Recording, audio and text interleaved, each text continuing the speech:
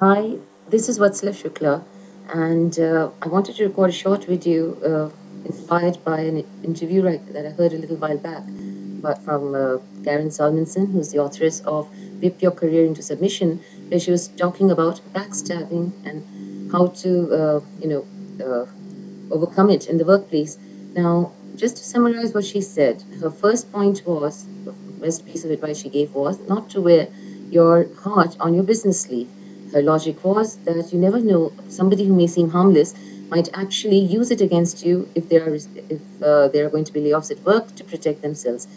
Her another point that she made, which was good, was about keeping evidence in case you're already a victim of backstabbing, so that you can prove that the person is harassing you. And she mentioned trying to talk to that person.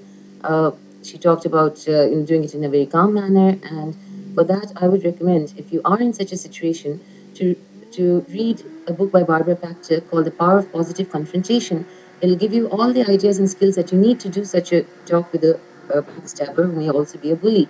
She also spoke about, trying to keep yourself in a calm, positive mind, and her suggestion was yoga and other relaxation techniques. Now, I'd like to just build upon what her tips.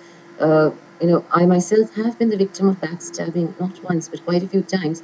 So many of my tips right now are going to come from experience, and many of them, in fact, you learn from life. So the first tip that I would actually give you is, to follow the saying, do unto others as you would have others done unto you. In other words, don't be a backstabber yourself. It takes confidence not to be one. And backstabbers, like bullies, are cowards. They will not want to take on someone who has the confidence to be there, to be themselves. Uh, some other tips that I'd like to give are actually coming from my ebook, the recent one, Get Noticed, the one which helps you to raise your executive presence in the organization to get the promotions. One of them is the eighth tip that I'd given, which was, in fact, getting noticed by your higher level ups. Now, in the ebook, of course, we're talking about, letting the higher level ups start recognizing your name and face and, interacting with them. There's a flip side to this, too. In case the backstabber has already done some damage, the higher ups will know your name, they will recognize it, and if they know you well enough, they will stop to think something is amiss over here, and it'll actually help to mitigate any damage that which the backstabber may have tried to do. There was another tip in that book, the tip number 5, in fact, about building your own brand. Now, again, we were talking there about recognition of having certain skills and talents, but brand building also means how people identify with you. So if you are known as being helpful or polite or going out of their way or having certain skills, again, when people hear about something unpleasant about you, they will stop to think that that doesn't sound like Jane or Joe. So that too, it's a useful tactic to use.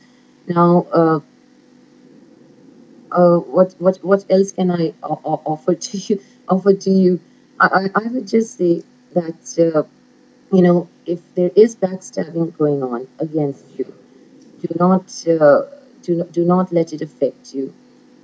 Take Always make sure that your demeanor is positive, non-confrontative.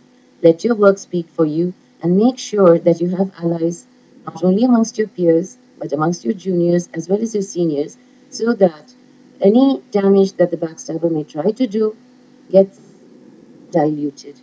Now, this is one of my very first videos which I'm releasing to the public, and I could do with some encouragement.